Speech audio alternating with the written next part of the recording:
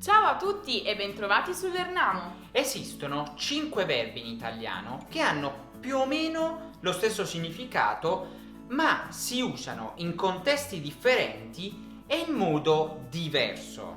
Stiamo parlando di accadere, succedere, capitare, avvenire, avverare. Oggi impareremo insieme come si usano, quando si utilizzano e cosa significano. Andiamo.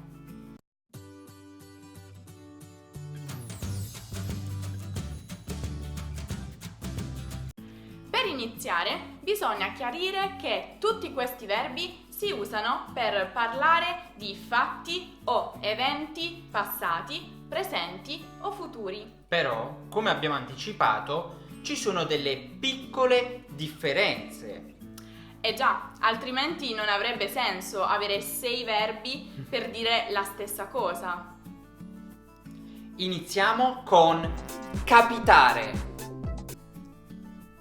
Questo verbo si usa per parlare di fatti o eventi che si verificano per caso, cioè senza la nostra volontà, ma che hanno conseguenze spesso negative. Sì, non devono essere per forza negative, ma direi che nel 75% dei casi tendiamo a usare il verbo capitare in riferimento a cose negative.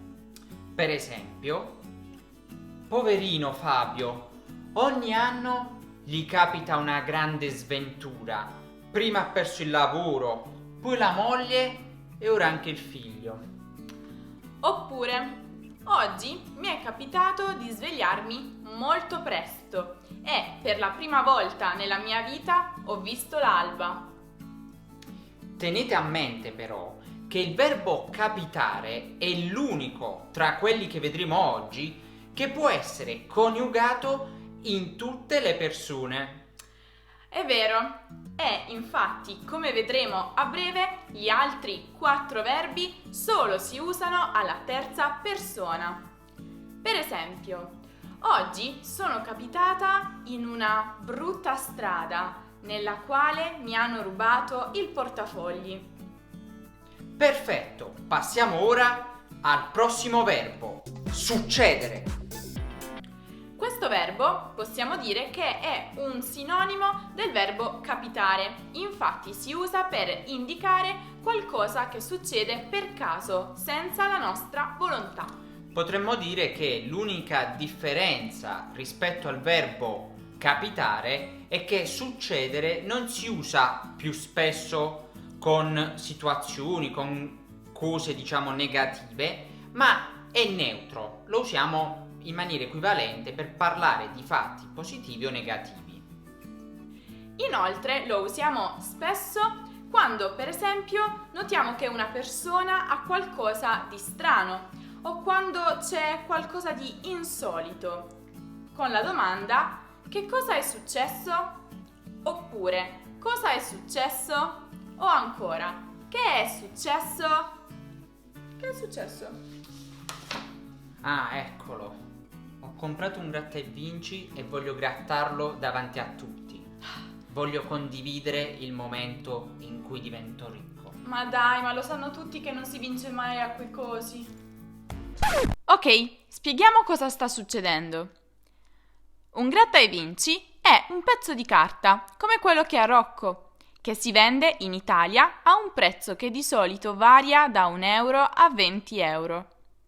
Il giocatore che acquista il gratta e vinci, grattando la vernice che copre una parte del biglietto, può vincere premi solitamente in denaro, che vanno da pochi euro a centinaia di migliaia di euro.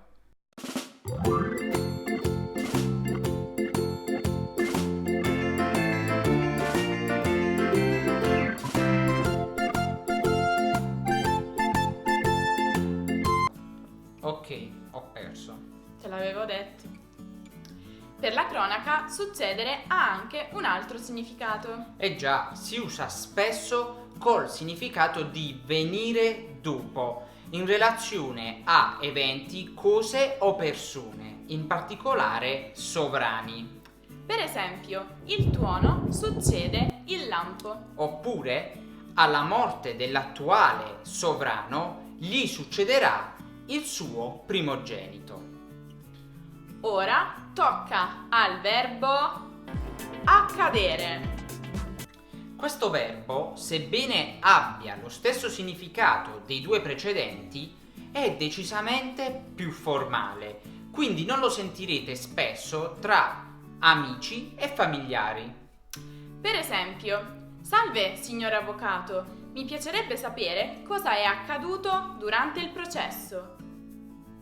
Da questo verbo deriva il sostantivo accaduto, che significa quello che è successo, presumendo che il nostro interlocutore sappia quello di cui stiamo parlando.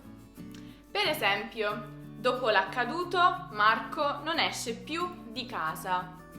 Ottimo, siamo arrivati al penultimo verbo, avvenire. Questo verbo, usato principalmente in ambito giornalistico, indica le coordinate spaziali e temporali dell'evento. È con grande rammarico che vi segnaliamo che è avvenuto un omicidio a Roma tra le 19 e le 20 di ieri sera. E per concludere abbiamo avverare.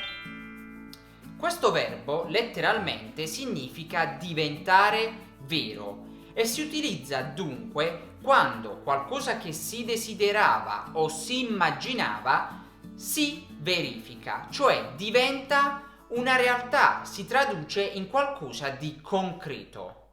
Per esempio, il mio sogno di insegnare l'italiano si è avverato, cioè quello che io desideravo è diventato realtà.